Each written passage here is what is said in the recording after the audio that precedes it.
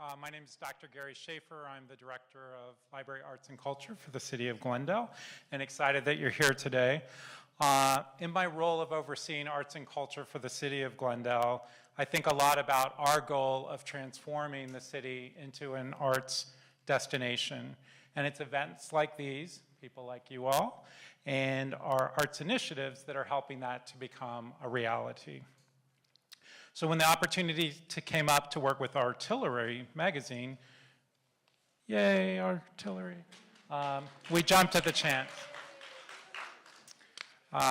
We also jumped because this event gives us the opportunity to share a conversation about the Black diaspora and the arts. For Glendale Library Arts and Culture, inclusion, diversity, equity, and anti-racism, which we use the acronym IDEA, I-D-E-A, are core values of our strategic plan, and part of putting those values into action for us every day is elevating the stories of Black, Indigenous, and people of color. In fact, on Saturday, February 25th, so that's 4 Saturdays from today, mark your calendars, we will be hosting the Be the Change, IDEA Book Festival, which will celebrate diverse voices in reading with author talks, local bookstores and publishers, food trucks, because everyone loves food trucks, and other activities for all ages. So we hope you'll join us. As you should have heard, Chance the Rapper is ill today, and he will be unable to attend, and we wish him well and a speedy recovery. But I did want to share that, he has talked about getting his start at the Harold Washington Main Library in downtown Chicago, recording his first mixtape at its Youth and Media Center, known as U Media, and performing at open mics. I was in Chicago for the opening of U Media. I think he was 15 or 16 years old at the time. They say if you build it, they will come. And as we work in libraries, we never know the impact that what we do is going to have. I started a program back in Brooklyn Library in the 2000s. I have no idea if a future senator or president's gone through it. They open U Media, the next day Chance walks in, and you know what the rest of the story and what happens. But this is the opportunity we want to give to all kids. So we love this chance to bring arts and libraries together where they belong. And again, we want to thank our panelists today and our Artillery partners. I'll pass the mic to Tulsa Kinney, editor of Artillery, for introductions and discussions. Thank you, everyone, for being here today.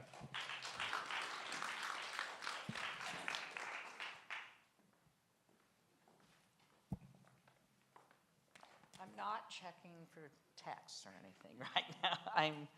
I do have a message from Chance that I will read right now, and then we will carry on with our fabulous program today, because it's a very important subject that we're discussing, and thank you everyone for coming. And I know there's probably some disappointment that Chance won't be here, and I'm going to go ahead and read a statement from him. I am so sorry that I will be unable to make it to the panel tonight. Unfortunately, I am not feeling well and thought I would be able to gather the strength to make it, but that was not the case. I am so proud and excited to have worked with Artillery on this amazing cover and what we were able to accomplish. Thank you all for your support, and we wish Chance a speedy recovery. Okay. So anyway, welcome everyone for coming today. I'm Tulsa Kinney, editor of Artillery, as Gary. Where is he? Oh, there you are. Gary just said, sorry. Okay. So, thank you for coming to today's event, our panel discussion on the Black diaspora emerging. The theme explored in our current issue of Artillery, which you'll find on the table over there. So please, everyone, take a complimentary copy before you leave. So this is an event co-hosted by this beautiful space that you are presently in, the Glendale Library, associated with Glendale Arts and Culture. We are so thankful for their generation in providing this venue. We also want to express our gratitude to GTV who are responsible for live streaming this very important event today. Before I introduce our panelists today, there are a few people I also need to thank for making this all happen. Our sponsor, Patricia Sweetow, who is right there, of the Patricia Sweetow Gallery, who recently relocated from San Francisco. So we welcome her to LA, and our Tillery personally thanks her for her generous support of this event. I also personally want to thank the Glendale Brand Library team.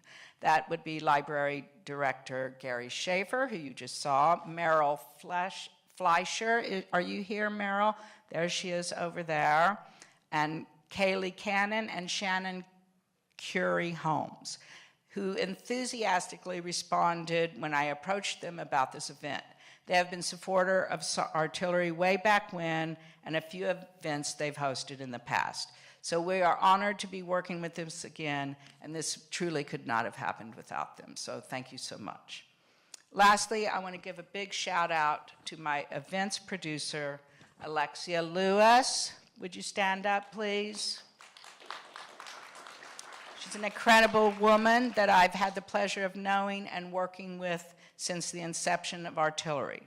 She did an outstanding job producing this event, and I think all that have had the pleasure to work with her will agree. I'm sure there are more people to thank, but we must get on with the panel. So, as you know, I did say Chance is not coming here, but we have a great panel on the subject. We've already gone through it on our Zoom, so I have no doubt that we will deliver. So anyway, I'm going to go ahead and get on with introducing our panelists. And I guess I'll introduce you and you're going to walk up when I introduce you. Okay. All right. I'm going to go ahead and start with Donnell Alexander, who did interview Chance for this, for the issue. Donnell writes and podcasts about culture, politics, and cannabis. Alexander's words have appeared in the Nation and Daily Kos. How do you pronounce that? Kos, as well as on KCRW and numerous cannabis-related podcasts. He interviews Chance the Rapper and talks about his Starline Gallery, with the final project landing in Africa, which happened not too long ago, and his collaboration with Maya Lee for Mocha back in September, which you just saw on the screen. So, welcome, Donnell. Our next panelist is Donasia Tillery. She is a writer and speaker whose work centers art as a mode of radical honesty, individual healing, and collective liberation. She earned her BA in philosophy from Lehigh University, her MA in Africana Studies from New York University, and is a recipient of MOZAIK, Philanthropy's Future Art Writers Award in 2022. Her writing has been featured in Artillery, Contemporary Art Review Los Angeles, and Curate LA, among others. She interviews Nigerian curator and gallerist. Would you pronounce her name, please? I'll just say Adanrele Sonaribo. Okay, thank you. I meant to practice that a little more. I'm very sorry about that. Okay, and she's a Nigerian curator and gallerist, exploring notions of Pan-African kinship, inclusivity in the arts, and the politics of representation for artists of the Black diaspora. And finally, let's have a hand for Donnell. Sorry. And finally, our moderator, who traveled here today from Oakland, Demetri Broxton, is Senior Education Director at Museum of the African Diaspora in San Francisco. His visual art practice intersects boxing, hip-hop, and the African diaspora. He is represented by Patricia Sweetow Gallery with an upcoming exhibition opening this May. So be on the lookout for that. I've seen his work. It's excellent. So let's welcome Demetri. And we'll go ahead and start our panel. Thanks again, everyone. Thank you, Tulsa. Thank you, Alexia. Thank you to the Glendale Library and everyone who helped to organize this event. We're really thankful to be here, and we're still going to have an incredible conversation.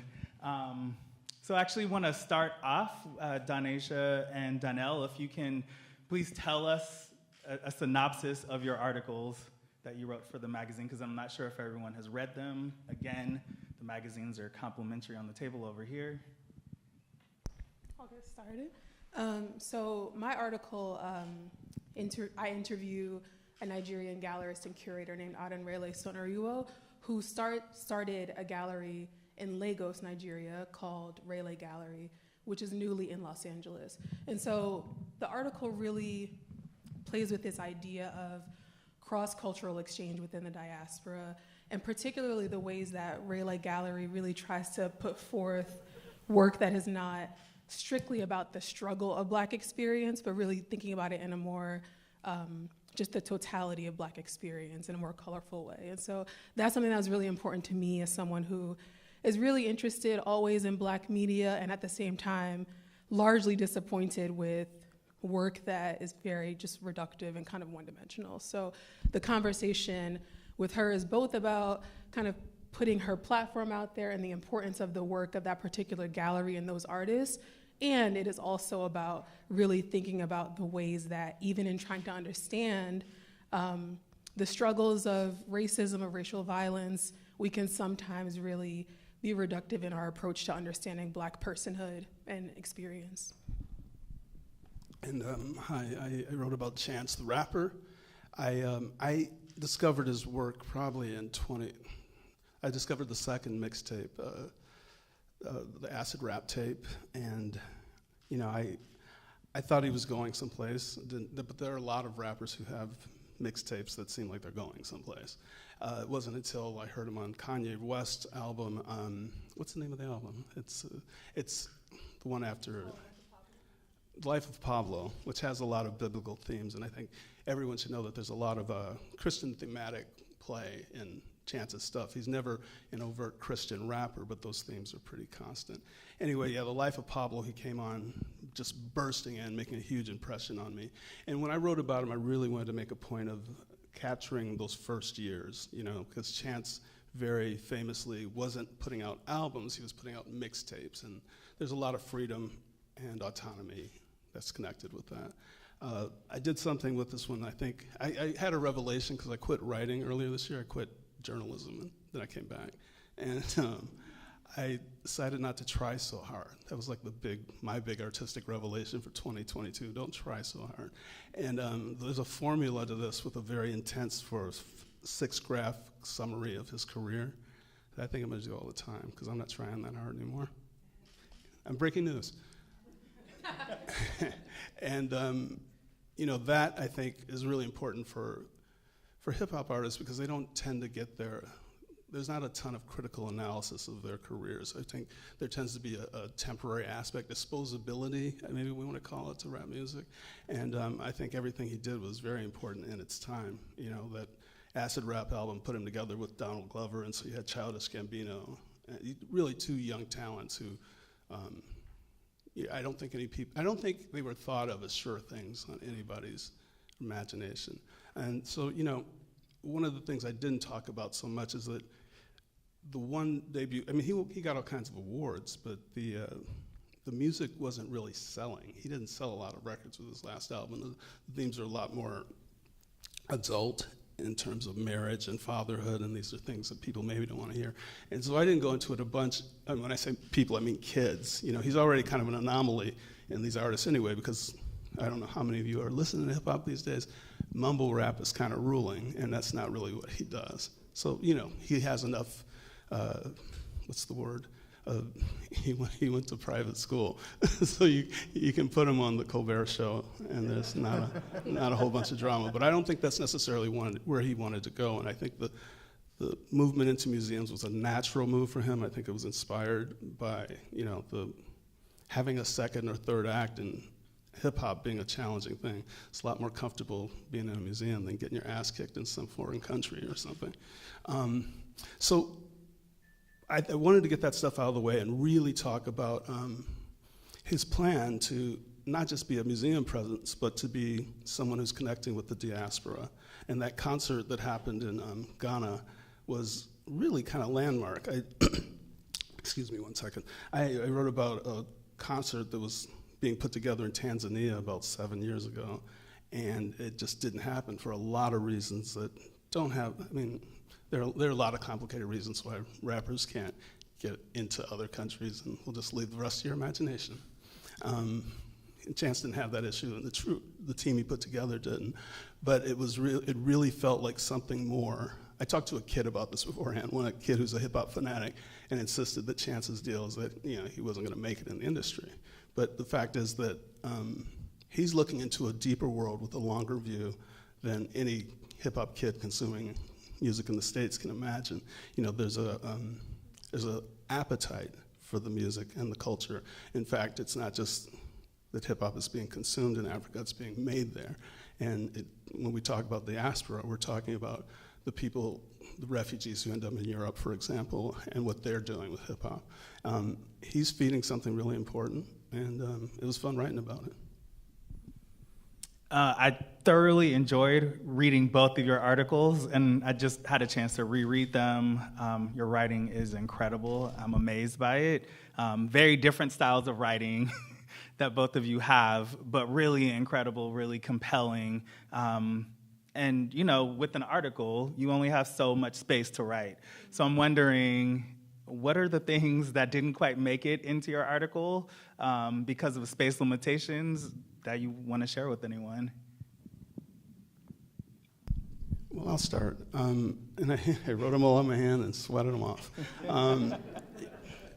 But we were talking about something. I should start by saying I caught a documentary this morning about, it's called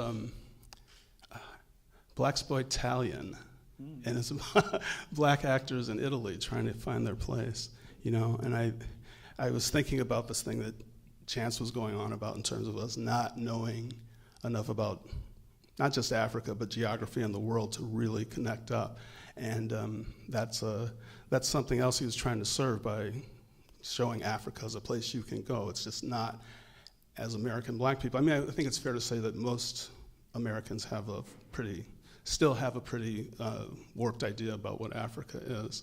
Mm-hmm. And it's not just us, but our black artists and people's inability to actually think about what's going on in other cultures, because what's going on with those Italian actors 5 years ago, they're fighting struggles that we were fighting here in the 70s, and it's important to augment our experience by brushing up against others.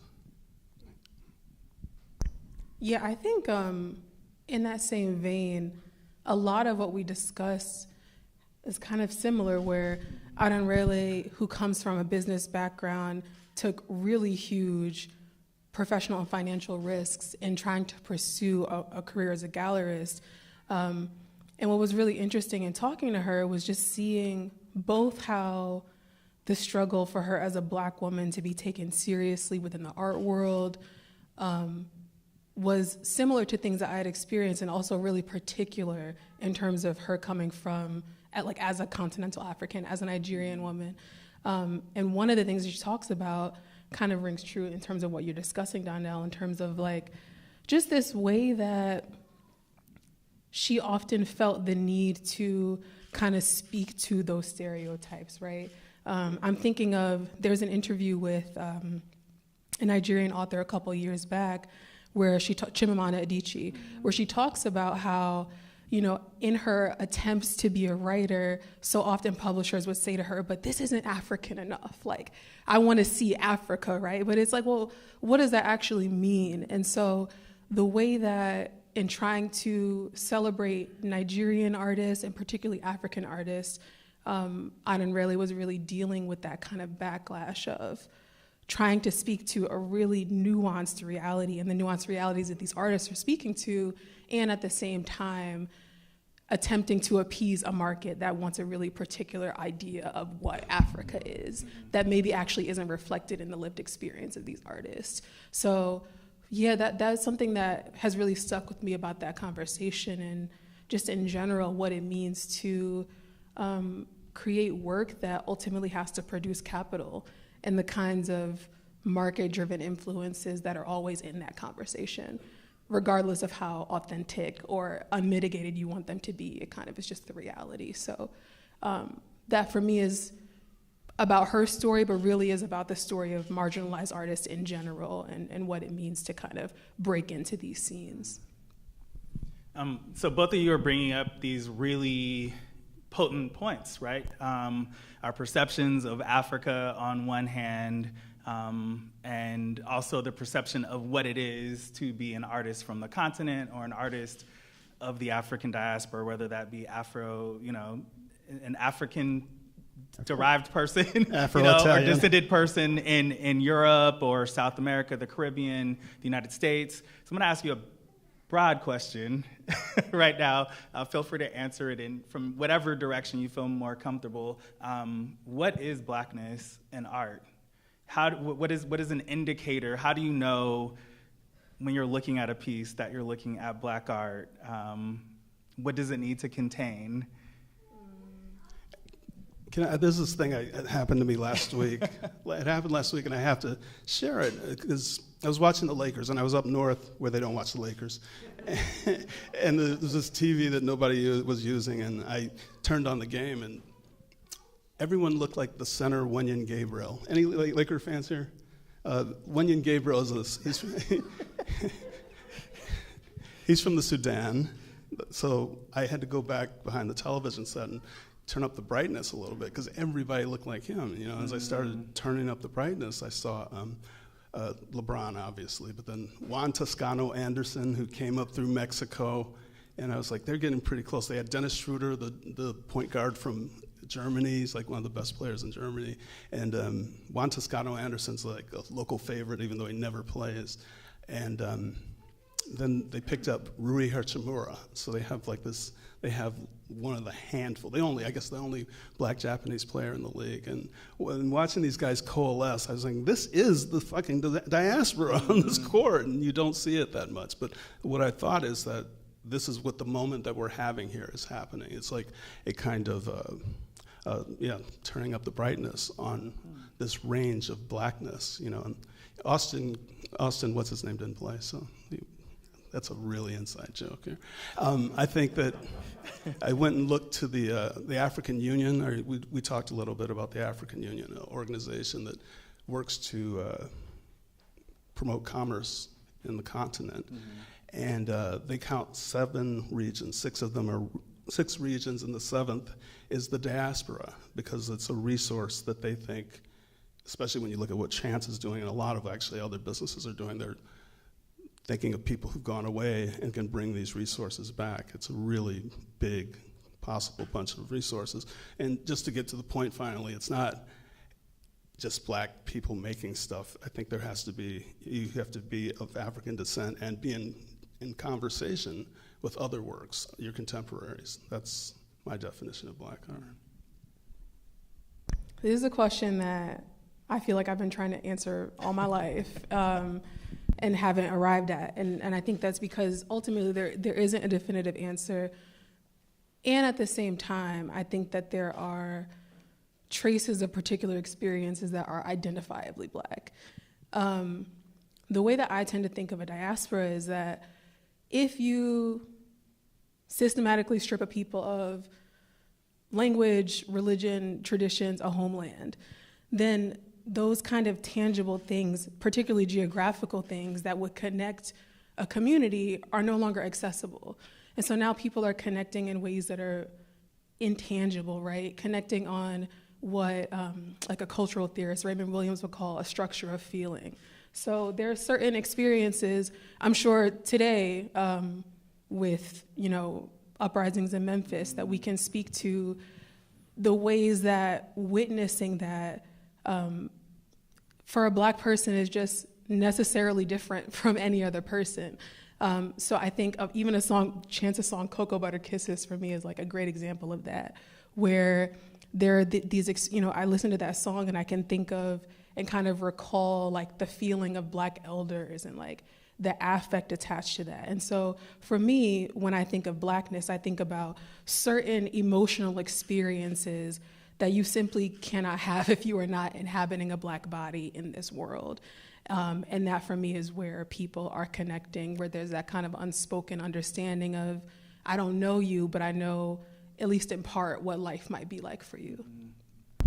And I love that definition. I think it's interesting, though, because a lot of the conversation has been about the commercial component of all of this. And you don't have it without, you don't have success without that commercial success. And necessarily, Black art is sold to people who aren't Black. I mean, it just is. And I wonder what you think that does to the process of consumption. What does to the process of consumption? It's not just going to be Black people having this experience with a piece of art, you know. Is it less valid? I see.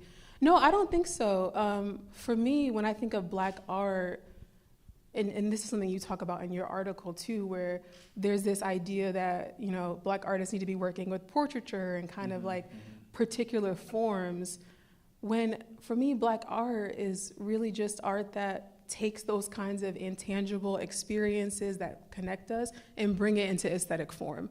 So, and this is something, again, that I was really trying to accomplish in writing about Raleigh Gallery, where, you know, they have these shows that are about like technology and futurism and are not about like the ways that I struggle today. And I don't mean to be dismissive of that. Like, that is so important, particularly in the moment that we're living in. And at the same time, I don't know. I don't think it's as simple as speaking to like political strife, right? I think it's really about how is it that I'm going to take these experiences that I'm having and give them language, whether it's through music, writing, visual arts, et cetera.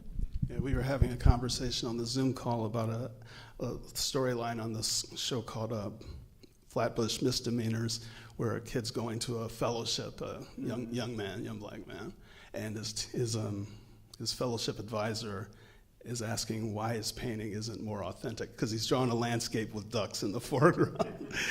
why don't you have something more ancestral? And you know, he's kind of enduring it, but without spoiling. Well, it's pop art, you don't care. Of course, there's a there is an incentive toward bending toward what the advisor wants. I've had this with editors, you know, I just want to get out of there. And I will change sentences just to make things happen the way, you know, to get the easy way out. And, you know, we're all just workers at the end of the day. What do you think, do you feel like the new interest in portraiture, or this heavy interest in portraiture, changes what Black art is? Does it marginalize the abstract artist? That was a lot of the conversation. I think a little bit, because, like, you know, I'm someone who is really interested in, like, I don't know, color theory and, like, cosmic thing, right? Like, I think that people have interests that are not necessarily about depicting Black embodiment. And again, I want to be clear that I'm not saying that that work is not important. And at the same time, I just feel like, okay. At the same time, I just feel like it is really dehumanizing to ask people to constantly relive, to make legible experiences that are not really speaking to, like, their actual life, right? Like, we have relationships and parents and, like, interests and hobbies, and so I think that what progress might look like is to always, of course, understand that the representation of Black bodies, and not just Black men's bodies, but many, many Black bodies, is important to the conversation. And also, I just feel like there's a certain suppression of creative impulse and creative drive if you're always having to be a teacher, you know. Yeah, I want to bring up. I just one thing. Just because I had the thought this morning that an event like this, if we were doing it in Texas or in Florida, library might catch guff for this happening. So the thought is that all the black abstract artists should move to Florida and Texas, take care of the market and efficiency, and because the people will really want that stuff. And I also, I also wonder, back to the point I was making about like trying to give experience language through visual art. I don't think that all abstraction is the same either, right? Like I think that there's a way that you can witness Blackness, you can witness culture, even in forms that are not necessarily overtly Black. But I think that also requires a level of like intellectual and artistic nuance, and I don't know if we're there yet collectively. Yeah. So yeah, I mean, kind of speaking to that point, this last couple of years, following on the heels of the murder of George Floyd, was, that's what it was, has also come with this fervor in the art market. We see museums that have traditionally really never shown Black art now always having Black artists. Galleries are now constantly hanging Black, art on their walls. And, pieces, as you mentioned, the Ernie Barnes piece that went to auction, sold for, what was it, 6 times? Yeah, I think it was 16 million. The estimate, I think it was like 21. But if someone knows, please correct me. But exorbitantly high rates. So what is this just a moment that we're in because everyone's waking up to this consciousness that, oh, we haven't been including Black voices? Or is this something that you think is here to stay? And kind of on the flip side of that, is the narrative being taken away from the producers of the work? And that last question is pretty good. I can't answer that. But I can tell you that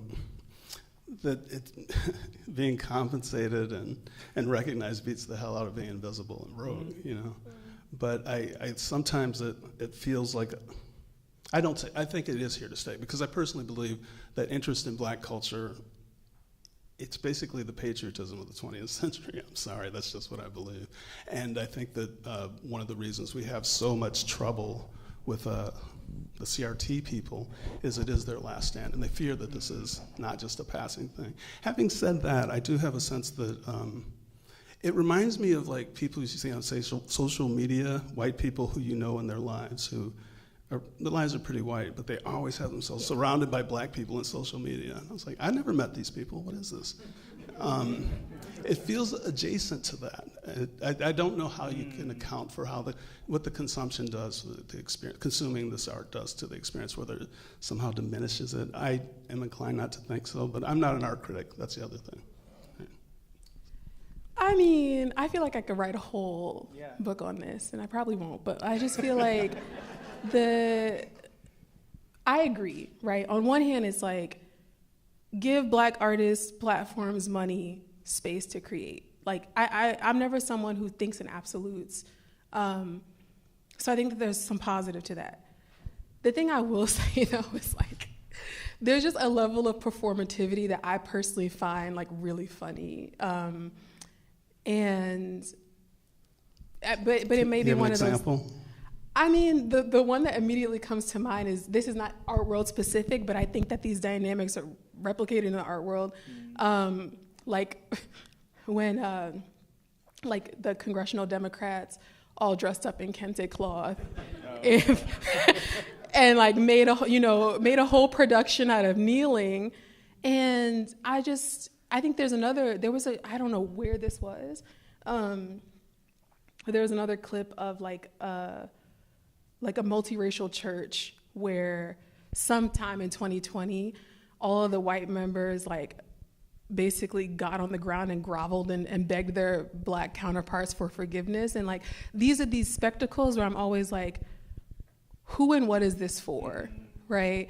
The way that I tend to think of race and racism in the United States is kind of like, most of my problems in life originate somehow in childhood, right? That like, you can return to and grapple with, but ultimately like formative experiences stay with you. So what are the formative experiences of this nation, right? it's going to take us collectively a lot of therapy, a lot of truth telling to deal with those, and it's not going to happen because you doused yourself in some kente cloth. And so for me, I just feel like, and I'm a writer. I care about words. I care about symbolism. I care about all those things, but I don't think that that is sufficient. I think that symbolism is important with like material, tangible action.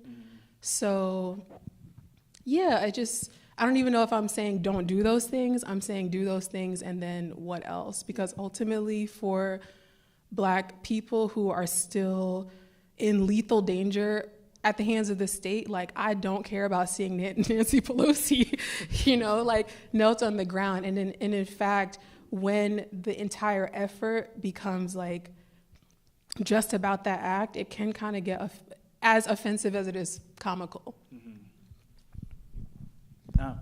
I don't have much to say except that I have to say that I want to hear about well, from your perspective with popular culture as well. I don't just have to talk about traditional fine arts. Yeah. No, I was just thinking about what you're saying, and if you're talking about popular culture, I don't know if we're all thinking about it, but a lot of us are thinking about the 5 cops in Memphis who beat that guy to death. And, if we're talking about hip-hop culture, and a lot of it is not really discussed because it's all part of the record industry's marketing department, and there's not real journalism about it. But it has changed our consciousness, and the gang mentality has seeped into police departments, and I think we have to talk about that if we're ever going to be a mature society. It's one of the more disgusting things I've seen. I just wanted to get that out. Yeah. No, I mean, I think that is the elephant in the room, right? It should at least be in the back of our minds that something horrible happened in Memphis, and the culprits were not who we normally think. It was 5 Black cops. Right. And I think this goes to kind of flipping it back to your articles a little bit on that. You both interviewed folks that are skirting their way around the stereotypes. They're really trying to create these new worlds, these new understandings of what Blackness can be. Chance with going to Ghana and having this 50,000 person, concert, coupled with art. And then also this gallerist who is trying to present not just the struggles and the poverty of Africa to the rest of the world, but to try to show joy. And what is it about those spaces that I think get very little attention? I feel like, at least, I don't know about everyone else's social media feed. Mine over the last 24 hours has been a lot of debate around if and how to share video footage. And I think... How so? What do you mean? Because, I forget, was it Kamal Bell? I think it was Kamal Bell, a Twitter post, where he talks about having lived through the Rodney King incident. I don't even know what language to use, honestly, and the riots in the aftermath of that.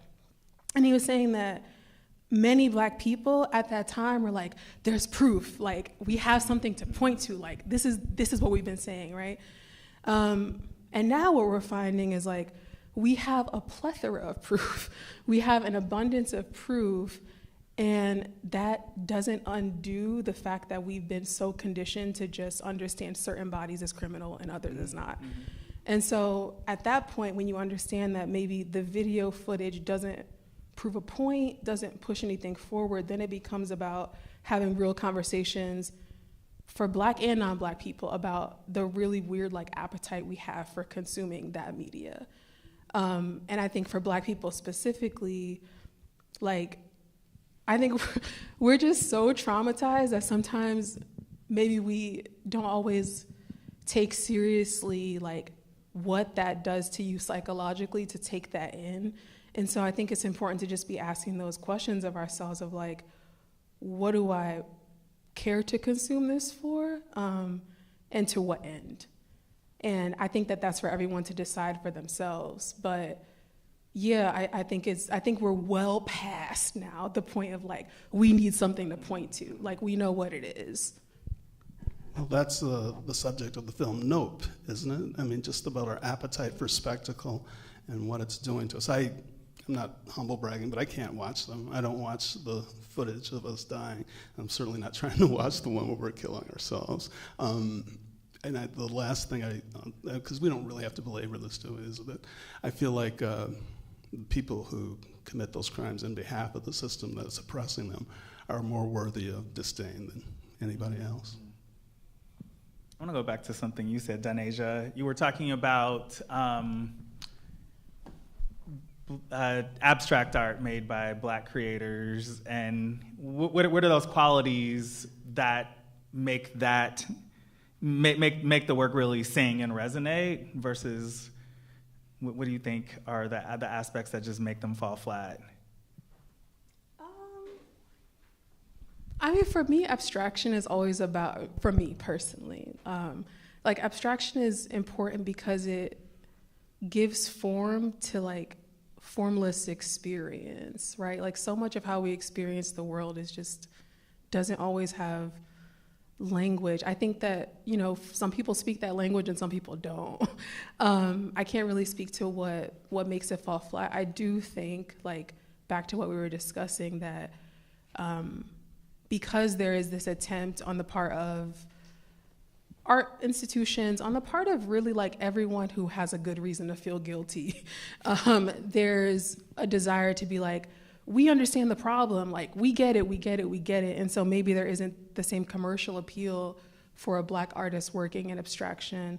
But for me, I don't know, it feels like really meaningful work, even if you understand that as like escapism. I don't know, maybe there's reason for escapism based on the realities that we exist in.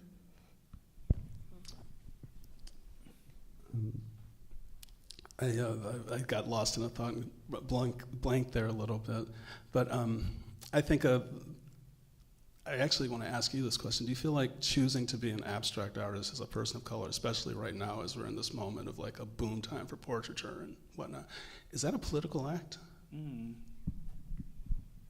I think, maybe this is cliche, I think most of what we do is political. I don't think that you can get away from, particularly if you're a Black person, every act being politicized. But I think it can be. I also think that portraiture, though, can be political and maybe work outside of these kind of like conventional bounds. There's a show by an artist named John Key that I'm still kicking myself that I didn't write about, but it's called Suits Me, and it closed like maybe a month ago. He's a New York-based artist, but he did a show out here. And basically, so the title kind of is made manifest in the fact that he has these suits on, and he photographs himself, but the way they're like these purple suits, but somehow they render him really obscure. And so I think that the way that he's working with portraiture is really interesting, which is to say, like, my representation of my embodiment and my experience doesn't necessarily have to be legible, and that maybe there's some power in kind of pulling back the gaze and not making space for that kind of voyeurism. So I think there's a lot of nuance to that. I think that abstraction can be political for a Black artist to be like, you know what, I'm not really trying to do that. And I also think that there is space for portraiture to like work in really novel ways.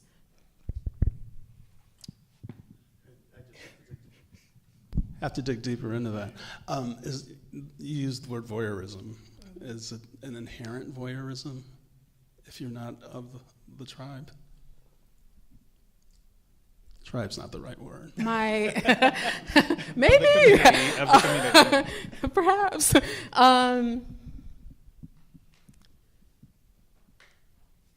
Again, trying to stay away from absolutes, and I want to say mostly yes. I want to say mostly yes because I think that Black people, and I can only speak about Black American experience personally, but I would argue globally, even if you think about like continental Africans who weren't stripped of a homeland, but certainly had it infiltrated and colonized, that we understand white people really well. Like, we get it. We were in the house. That's the thing Paul Mooney we would understand. the thing Paul Mooney would always say is, we were in the house. We were in the house. There you go. Is real intimacy in the experience of like having to understand what might tick another person off, and that might actually have lethal consequence for you. So we understand. I think on the flip side, there's a way that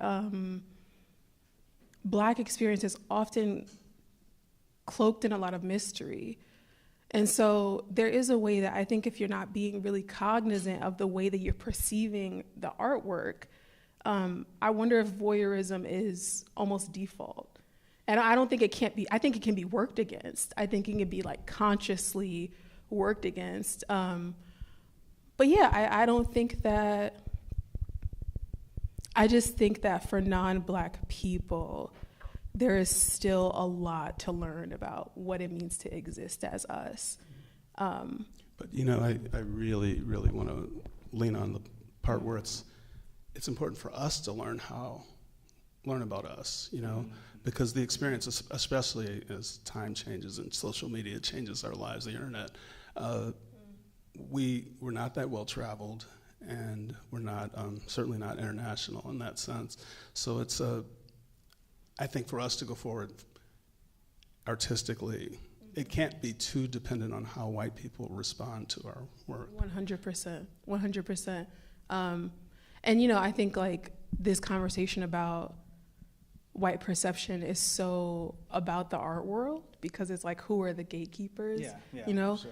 But ultimately, I agree with you, and I think this is something I've been thinking about a lot in the wake of my conversation with Adan Rayleigh, and just how, like, I spent a good amount of years really kind of taking like frequent trips to South Africa, and specifically to Cape Town and Johannesburg, and kind of bigger South African cities.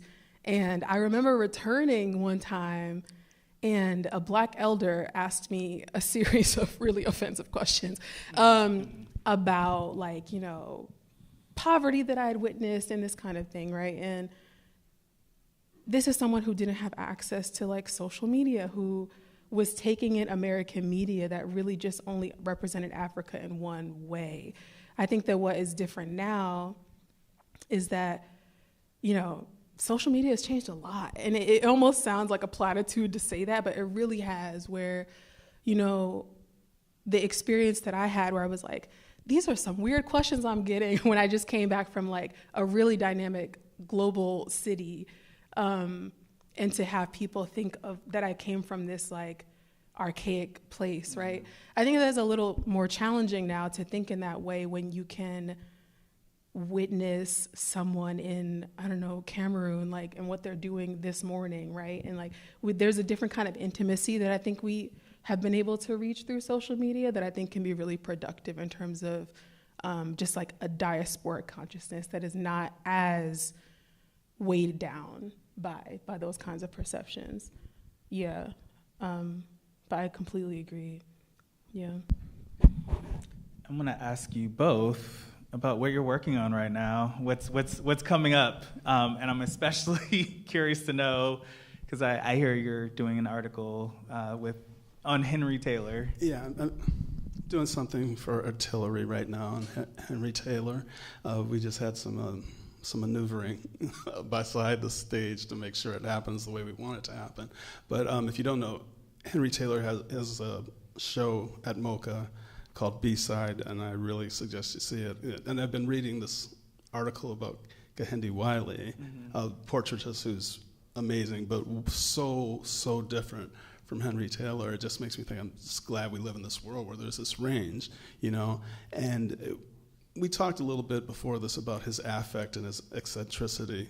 And there was in the catalog a conversation with him and another artist whose name escapes me. I feel really bad about that.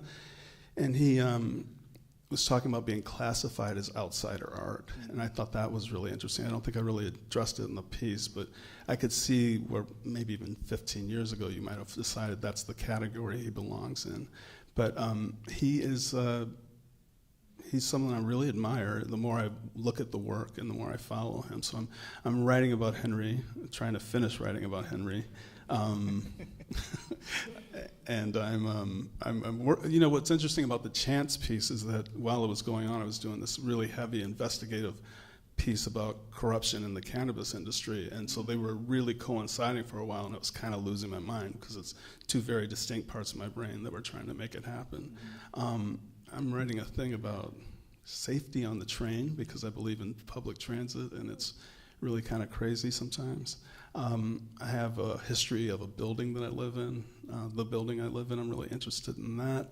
And there's a book coming out, a photo book about the Portland riots, whose name is escaping me. It'll come back. But I wrote the foreword to it about what happened in 2020. And I'm going to write some more about that actually this spring. You know, I got to go up when the riots were happening up there. And one of the most interesting things is that George Floyd's brother said first thing out of his mouth when his family approached the stage is, I want to thank the people of Portland because they kept this on the front burner when no one else was talking about it. So yeah, I'm trying to sell a podcast series, and that's my life right now. We love that for you. Yeah, I'm actually trying to. I've been thinking a lot just about my work in general, because even in preparing for this event, I was like, what is it that I'm doing? I think, you know, I've written about race, I've also written about climate, and I've also written about, for Artillery, wrote a review about like human desire, and right. So I think what I would argue is the connective tissue of my work is really writing about art in a way that feels embodied and experiential. I think that what is really complicated about art writing and its ties to academia is that oftentimes we write from like purely intellectual space, which doesn't always resonate for me personally. I've been reading this really, really amazing anthology by Tressie McMillan Cottom, who's a Black woman. It's like a collection of essays, and in it she talks about, I forget the name of the particular essay, but in it she talks about how for Black women who are denied judicial authority, ethical authority, all the kinds of authority that you would want to speak about something, that personal experience becomes the thing that you have authority to speak on. And so for me, I'm always writing about art in a way that is like trying to articulate how I'm experiencing it, and hopefully trying to walk people through what it means to have like a real encounter with an aesthetic that moves you. Yeah, so to that end, I'm working right now on a review of a show called Deep Time. And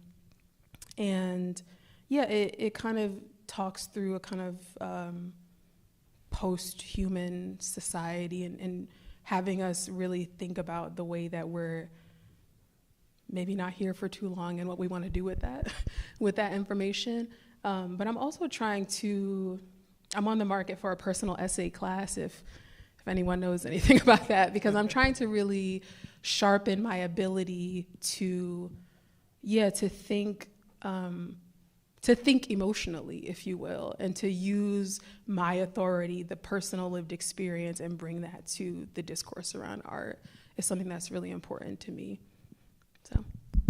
Hey, I should tell you that the name of that book is Protest City. It's Oregon State Press, and Ryan Dundon is his name, just in case you want to pick that one up. Comes out in May. Yeah. That's awesome.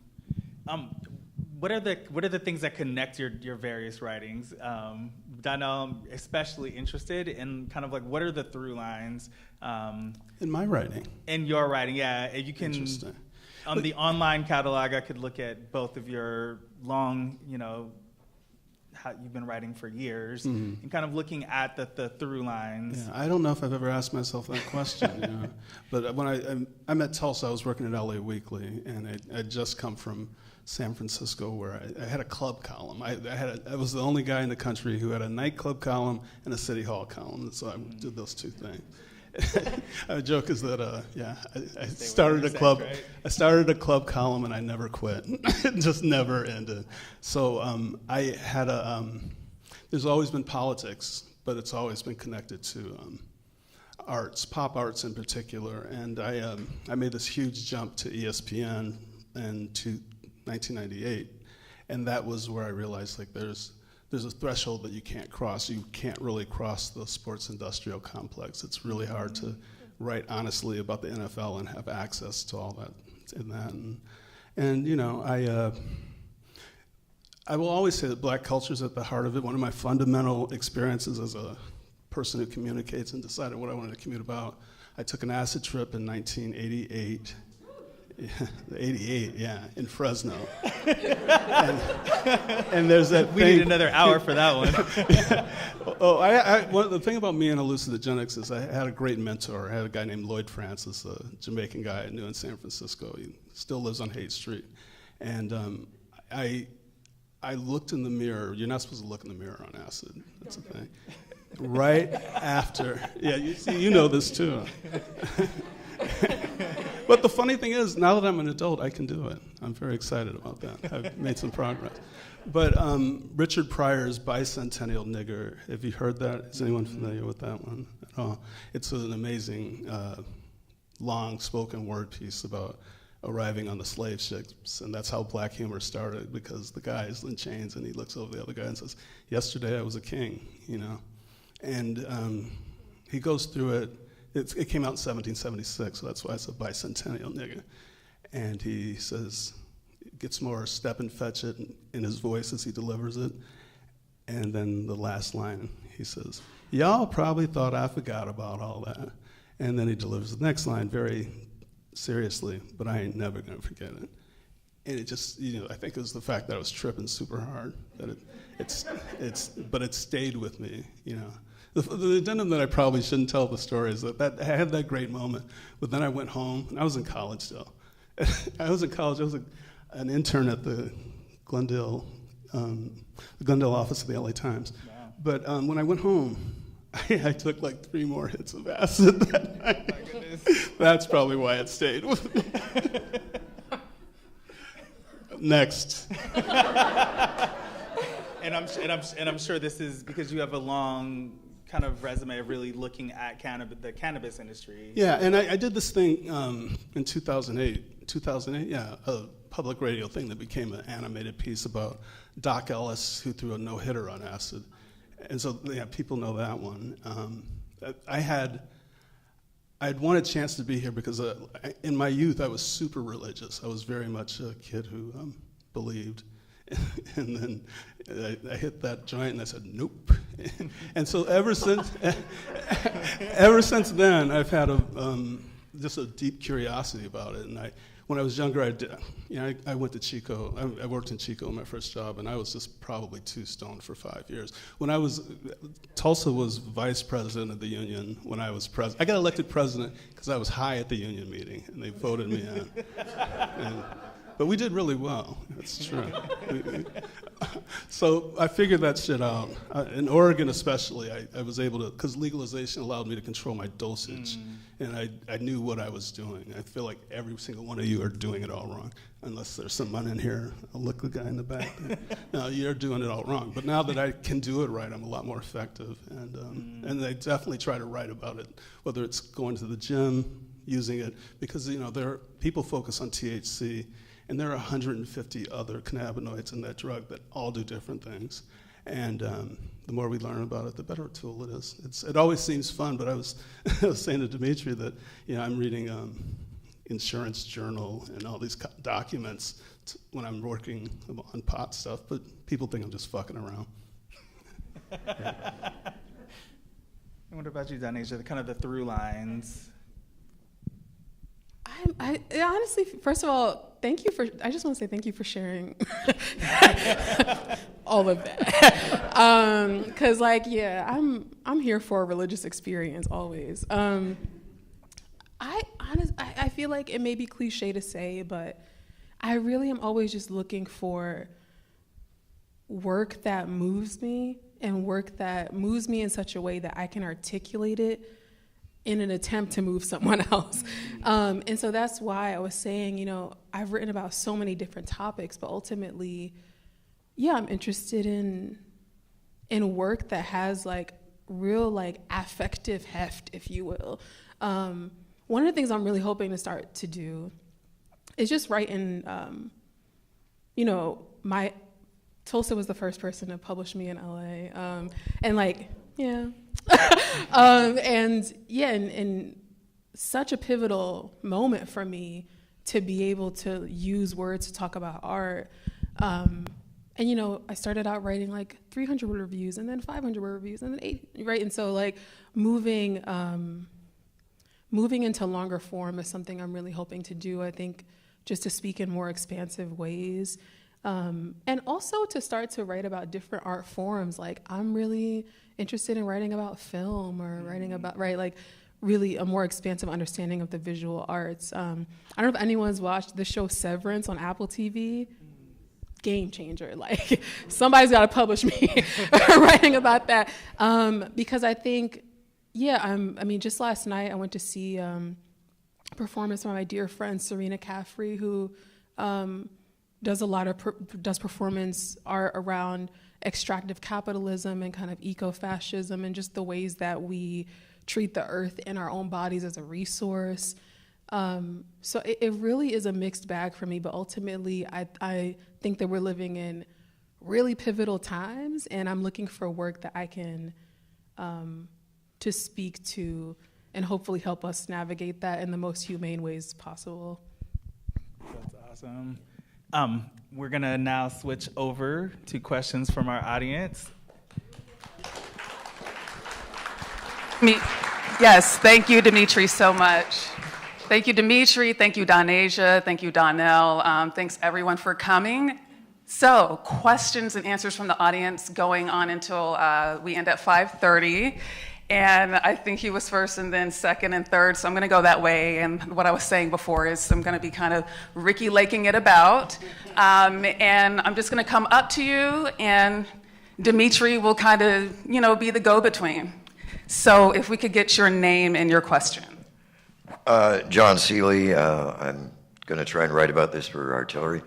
But, you know, diasporas are complicated. And, you know, I mean, my basic understanding of the African diaspora is like centuries ago we had slavery, you know, which was at least threefold going, you know, through, you know, to North America, to Brazil, to the Caribbean, largely through Spaniards and maybe a few French.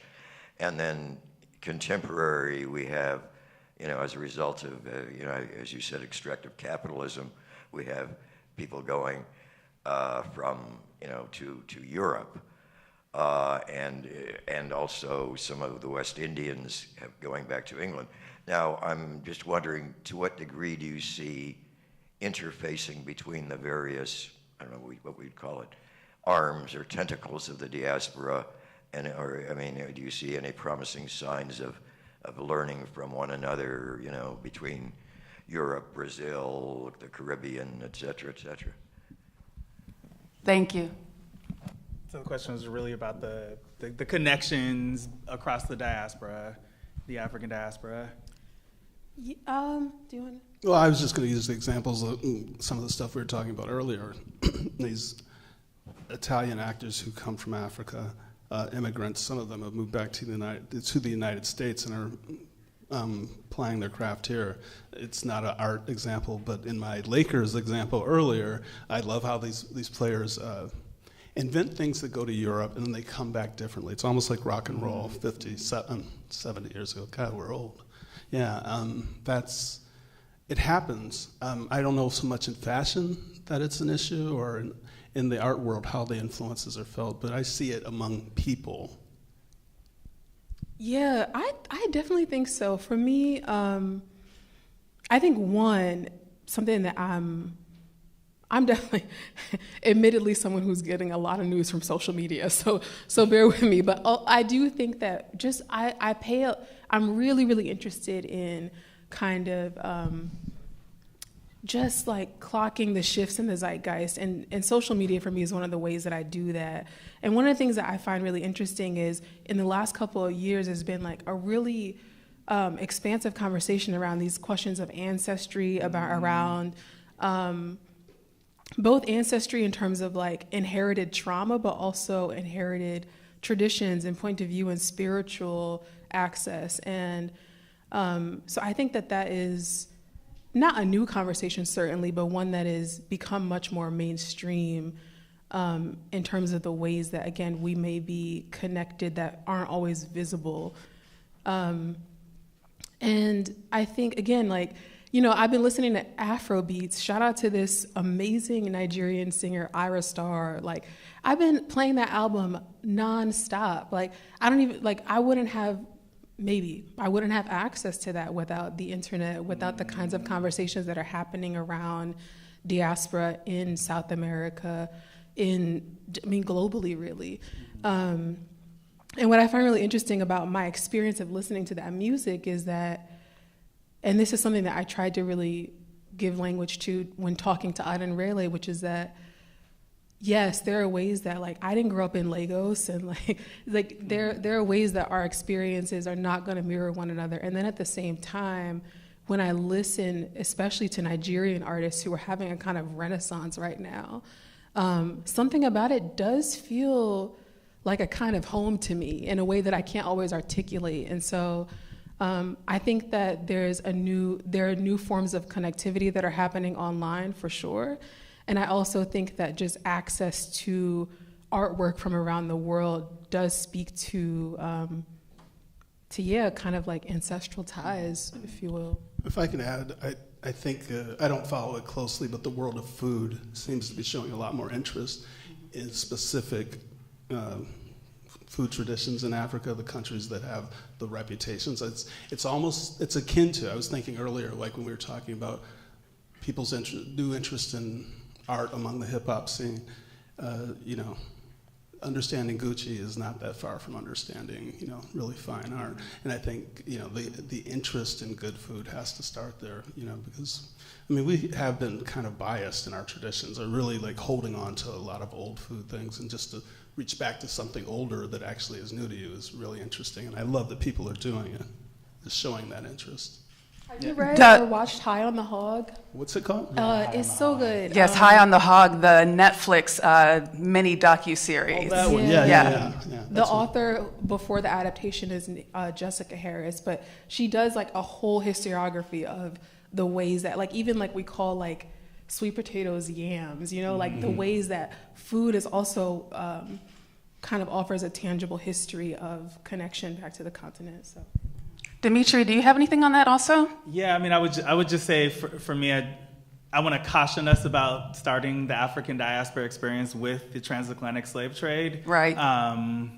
Just thinking about the 1619 Project, where Africans arrived here as not enslaved people before this country was even founded.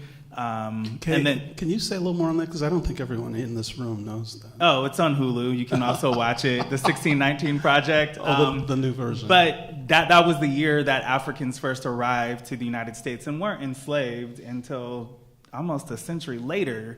So there's this long history of Black people within this country outside of the system of enslavement. So just caution us on thinking about that. And the internet and social media definitely has broken down the barriers and made it easier to trade information, but things like music, if you go back to High Life from the 1950s, there was these transnational circuits of culture being exchanged between the continent, which is, also why, there's hip hop happening on the continent of Africa, all over the Caribbean, and infusions of, reggae. And so there is no purity of the culture. I have a friend who's a Babalawo, and he talks about how in America we really have this desire to put things in neat boxes and say that, and it's particularly when it comes to people of color and keeping the culture in a past that is beneficial for the mainstream or those empowered to keep people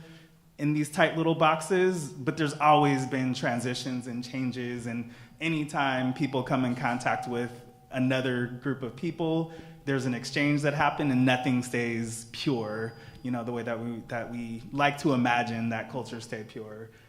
So yeah, just Beautifully said. Yeah.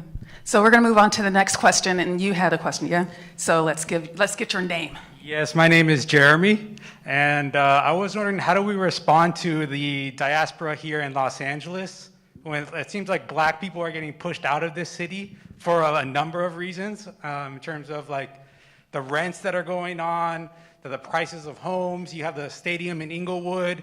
You see a lot of these homes right here in Central, these new apartments that are coming up. They're $3,000 a month. So it seems like there's a lot, and you look at the population of African Americans in LA, it's gone down the past 20 years, almost 30 years, it's going down. And you also have the LA City Council, they're talking about disenfranchising black voters. You heard on the tapes with Nuri Martinez and Kevin De Leon, who are talking about taking political power from districts in CD8, which is represented by Marquise Harris Dawson, who is a black politician. So this stripping of black representation in LA, even in Glendale as well, how do we respond to that? It seems like it's a push. I mean, economically and politically, it seems like in LA there's a lot of forces going on that are pushing out not just black people, but just poor and working people in general. And it's just how do we respond to that, whether that's through art or whether that's through just garnering attention around that issue. Thank you. And I have a few opinions about that too, but I'm going to leave it to you guys to handle it. Well, I'm from Oakland, so, but we do have the same thing is happening in my hometown. I think you do better. What's that? You do better. We do not. Maybe on a smaller scale. We do not, yeah. I mean, I think we may have started off the trend of getting people out? Yeah. To Antioch? I live in, exactly. You know black the area. Black people used to live in Oakland, now they live in Antioch. Yeah, my neighborhood was 100% black when I moved in there 17 years ago, and now there's like 4 of us left on the block. So, but you want to talk about LA? Yeah, I was only going to say that urban areas everywhere are going through it, and that of all that list of trouble you talked about, the most offensive one is homelessness to me, because when only 30, yeah, because I live near Skid Row and it's black, you know, and there's this phenomenon, I just don't hear it talked about enough. If I go to the gym at 5:30 in the morning, and is it this way on BART? There are like 25 black men sleeping on the train, and we just act like that's not happening. I take it as the ultimate fuck you. We don't give a shit about what slavery did to you. We're just gonna let you sleep on the train. Yep. Yeah, actually, thank you for that question. I don't know that I have a solution. I know that I don't have a solution, actually. But one thing I will say is that back to this conversation around symbolism, around this kind of like rush that began or resurged in 2020 to prove that like nobody's racist and everybody loves each other. I think that one of the things that I'm just going to speak about this particular society that we have not been able to honestly reckon with is that anti-blackness, that racism is not just about like you said something mean to your black coworker or someone said something to you, right? It's not always, it's not solely, and I appreciate that we understand microaggressions now, but it's not just about like interpersonal interaction. It's about the fact that we live in a nation where capital is power, and that the legacy of enslavement means that power is withheld from certain people. So for me, one of the things that has really shifted for me politically over the last couple of years, largely due to trans and non-binary activists who understand that like it's not just about education and conversation, and all of that is nice and important, but it's also about like getting money in people's hands. It's particularly now, like mutual aid, right? Like if you see like a mutual aid post and you have $10 to spare to make sure someone can pay their rent this month, like stress kills, like so many things besides police kill. And so I've become much more of like a materialist than I ever have. And just thinking about like, particularly people, if you have like privilege and access and the power that comes with that, like fund something for someone. Like it can't just be like, oh, I'm like watching a podcast and I'm talking, and that like that's great. Like I'm a writer, I care about words, I care about conversation. And I also care to make sure that people's material needs are met, especially when we know that there are systemic barriers to that. So I think that one thing I'm really hoping to do is that we start to have these conversations around materialism, around cultural materialism much more seriously, because like people are trying to survive and there's really no way to thrive if you are trying to get your basic needs met. And so I think it's just about being honest about the way that power functions, and that maybe we let ourselves off the hook when we don't tell the truth about that. Another thing I'd like to interject about the way power functions, and this is something that among circles of friends that I have who are not necessarily artists or have been in the art world, and when the cycle of gentrification being, a bunch of broke artists, because not all artists are trust fund babies, broke artists are looking for a cheap place to live. Yuppies are looking to look cool, so they move in next to them and they have all the money. And now they want to open up the 6,000th vintage shop, sandwich shop that costs $15. And you have displaced the original people who were already there, who were being in community with the artists that live there. And now this whole chain has happened. But a lot of times these patterns are anticipated years before by large amounts of capital and wealth that a lot of us who are from the working class or who are poor have never experienced, and so we don't know how to identify it. So when you were asking your question, I was thinking back to when a lot of galleries started opening in East Downtown LA, if some of you remember, and a lot of the community members took ire and they brought it to the streets on them, and a lot of them left and found somewhere else to go.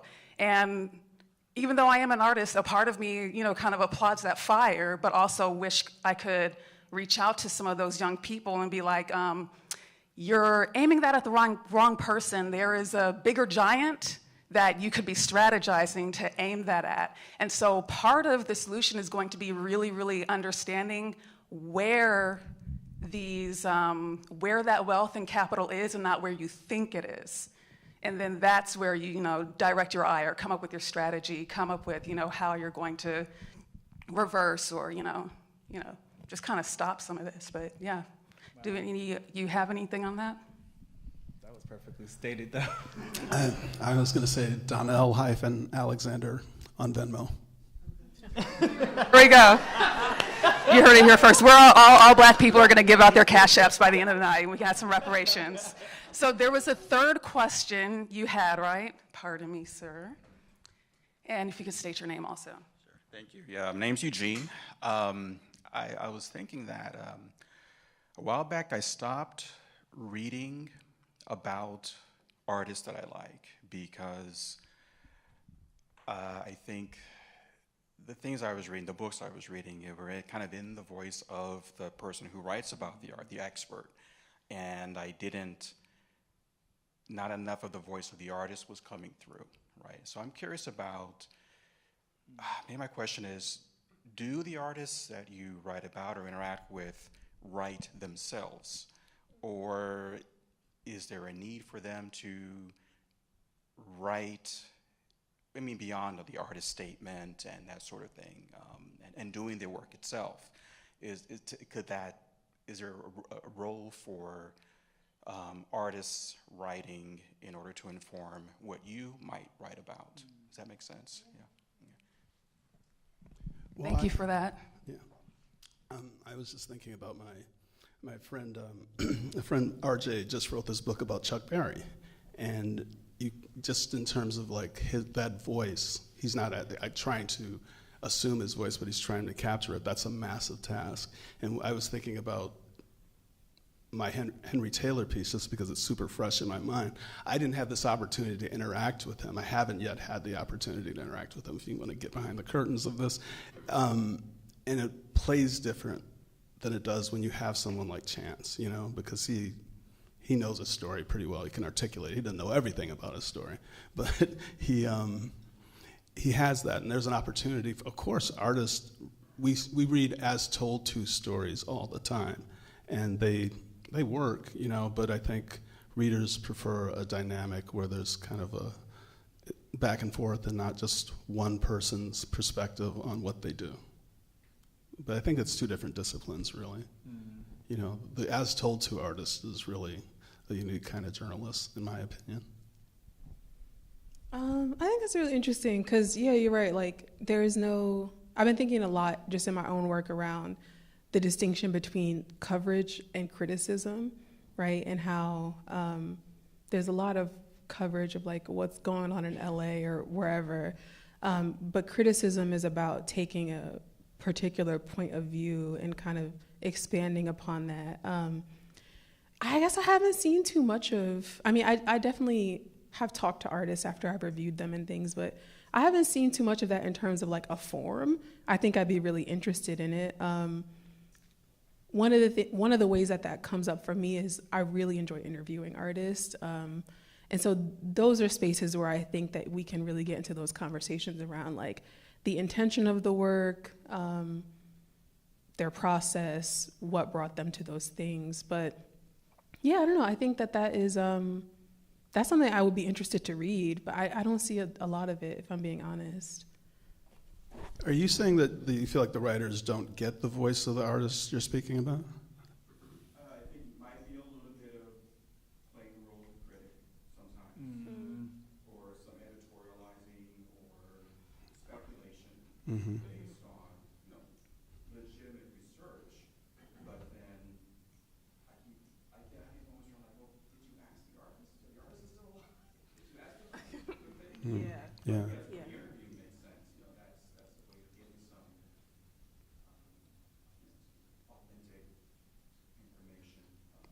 Right.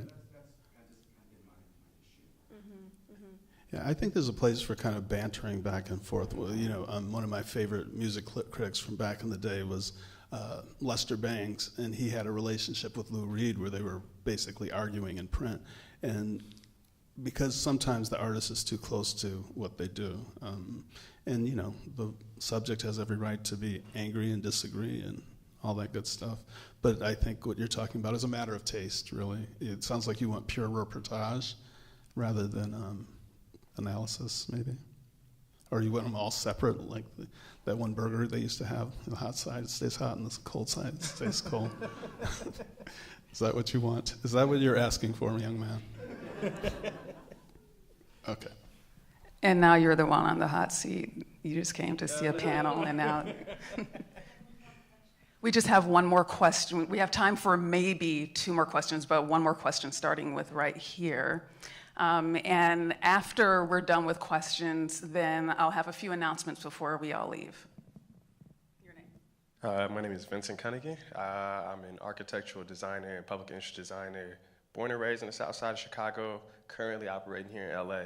So to kind of piggyback off my guy's question here before, thinking about how you use art to prevent whitewashing. So the thought process there is, actually one of my projects is Destination Crenshaw, and there we created an art corridor where we worked with the likes of Kehinde Wiley, so many other black artists.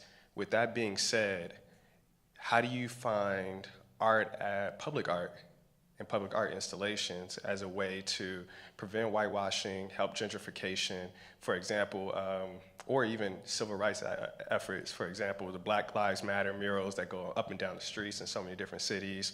How do you think that really affects or helps or harms our culture or the Black diaspora? Thank you. Coming in hot.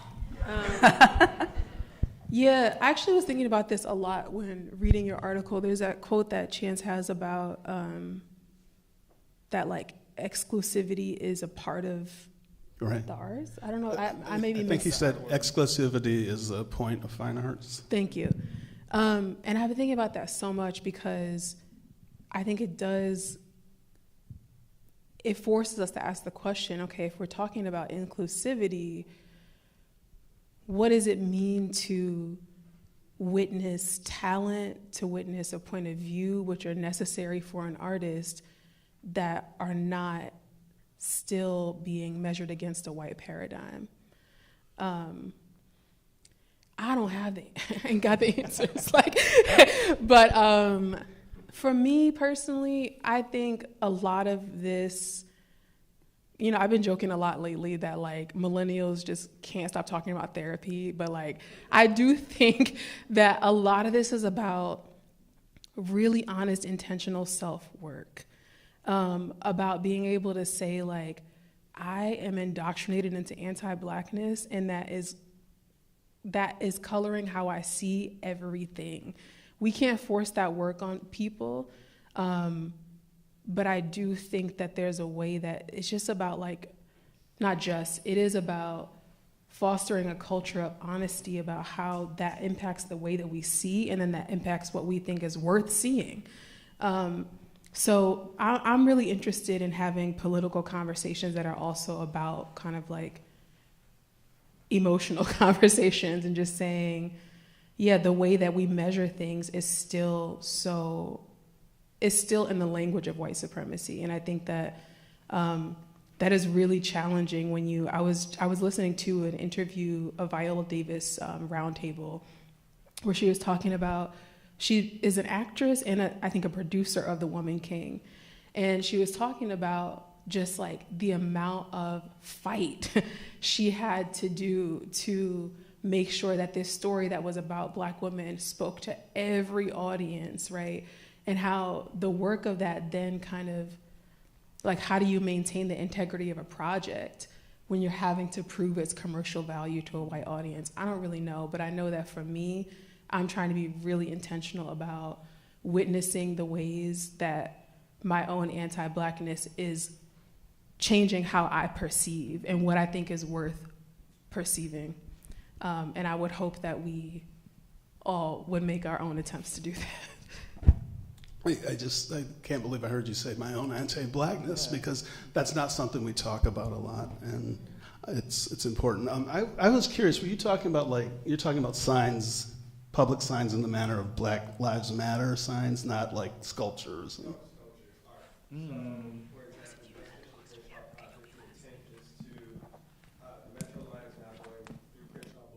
Which potentially could erase the culture that is Crenshaw Boulevard. So the thought process there is injecting Black art and Black design to eliminate or prevent that whitewash.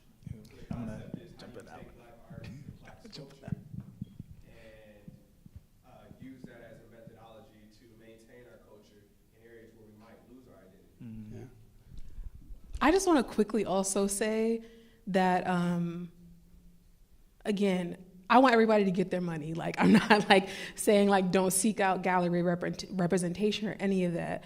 But I do think that when it comes to kind of these activist efforts like this, it may be important to exercise a willingness to not receive certain accolades, right? Or to not. What do you mean? I mean that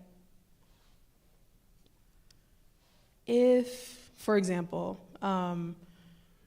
your work is quite literally disrupting a capitalist project of pushing Black people out of a space, everybody's not going to be down for that, right? And so I do think that, and this is a question for everyone to decide for themselves, but I do think that maybe there also has to be a conversation around are we seeking legitimacy and access and a seat at the table, quote unquote, or are we seeking work that is actually trying to protect us and push culture forward? And that there are times where that will be those two things will be incompatible. And I do think that artwork that is really specifically trying to stop gentrification efforts, for example, may have to contend with the fact that that's not always going to be marketable, and maybe that's not the goal always. I'm gonna push a little bit against that idea, because I do think, especially you coming from South Side of Chicago, and it's another area that I was shocked the last time I went there to see that is being gentrified. It was like, that should be the last, I would think that was the last stronghold. But I think in so many ways, public art and just the statement of we are here, or kind of like Chance said, we out here in the article, needs to happen so that folks, when they step into a space, they understand where they're at. I have a friend who's working on an architectural project in Leimert Park, and there is also a similar idea of really making it very, very Black, undeniably Black, because the area is subject to so much change through the gentrification process. You've got to have some symbols for the folks who remain to let them know that we are still here. We still do have a seat at this table within our neighborhood. So I commend you for that. And it sounds like you're working with world-class, Kehinde Wiley, the most respected. Yeah, no, when you said his name, I'm like, ooh, he is doing it. He really is. Doing it huge on an international scale at that, being the first person, really, I think in modern times, to connect the continent of Africa to its diaspora through his Black Rock project. So, I see those, and I'm thinking about the Wall of Heroes in Chicago also, and just these statements as change starts to come in for folks to be like, this is ours, this is our space. So yeah, good job on that, and I hope it stays, and I hope it doesn't get whitewashed, over time. So we are kind of at time, but I really, really want to sneak in this last question. It's going to be the best question ever, right? And then after she asks this question, you guys answer it. Then I'm going to hand the mic back to Tulsa. So give us your name. Okay. Thanks. Hi, my name is Ani. You guys spoke on how social media is bringing this new layer of intimacy, and how that you believe that some art is kind of mostly represented in portraiture, and we need to focus on other abstractions. As people who do focus on communicating art and the experience of it, do you guys foresee any particular trends for these upcoming years in medium or abstraction for Black emerging artists? I know you guys went into movies and productions and Nigerian Renaissance and all of that, but is there anything in your personal tastes that you think would be navigating in the right way against the whole voyeurism thing? Thank you, and that is an excellent closing question. It really is. And I just want to say, I really think it's hard to force anyone into a medium that they don't necessarily relate to, but I know you've got something better to say than that. I don't know that I do. But I don't know if I can necessarily foresee trends. Outside of this one thing, I do think that I've been so excited to see the global rise of African musicians. For me, it feels like something really important has shifted in the zeitgeist, where we're understanding the continent of Africa and the people who are from there as not only spaces of extraction or of a kind of prehistoric conception that we tend to have, at least here. And so for me, I don't know where that's gonna go, but I'm so excited. And I'm excited to see, for me, I think a lot about the Harlem Renaissance is a time that is so exciting to me, as sort of almost like a kaleidoscopic view of Blackness, where you have writers and visual artists and musicians all speaking to the same issues, but from very different vantage points. And I think that somehow they achieved work that talked about the particularities of their time, but also these kind of universal Black experiences. And from what I can tell, I think a similar thing is happening, at least as it relates to music, for African artists, where the ball's really in their court right now. And I think it really challenges all of us to challenge conceptions that we have, or misconceptions that we have, but also to just like be more creative, you know, like in this sense. I loved how you put this, the language of like cultural purity, and just thinking about the way that that is such a myth, right? So I do hope that the kind of rise of these artists does impact all of us in meaningful ways. That's what I got. I mean, I think a trend that I'm seeing is, I think over the last, since 2020, there's been this extreme focus on figuration and Black figuration on the wall, and I think that I'm starting to see shifts with artists from the Black arts movement era that are still alive and working, now starting to get solo shows. Artists like Mary Lovelace O'Neill, who is a female abstract artist who didn't sell work for like since the 60s, where she was making this really profound work. And now suddenly, you know, she's having sellout shows in New York and LA. And so I think there's this trend where these voices that have been there and present forever are starting to be seen. And, you know, I think LA is a huge center of that happening. I'm gonna plug my gallerist, who doesn't necessarily show figurative work and tries to find new voices.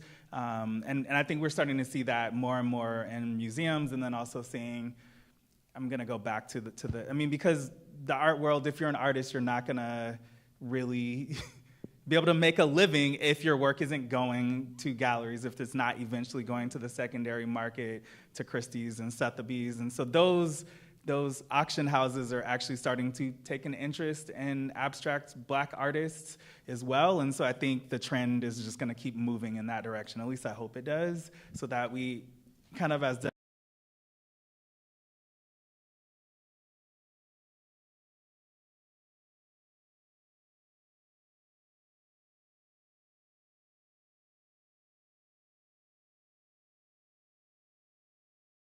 style that's really taking hold, and, you know, have this fuller, rounder sense of what the Black experience is. I think we have to come to a stop. How does this work? Push it up. Hello? Here. Hello? Oh. Did you have anything else to say? Okay. Okay. Thank you so much. I have to say I was, you know, quite rattled at the beginning of this program because of Chance not being able to join us. But I'm not rattled at all anymore, and I think this panel was excellent, and I think that this is a conversation that needs to keep going on, obviously, and thank you. You were just wonderful. Thank you so much. And thank you, everyone, for coming. And there is an opening here. You'll hear, I think the library closes at 6, but there is an opening downstairs. So I just want to thank everyone for coming. Again, we are sorry that, you know, Chance didn't show up, but he's sick. What can you do? So anyway, everyone, thanks again for coming. And please pick up an artillery and keep reading artillery. You'll get stuff like this in there. All right, bye-bye. What, is that?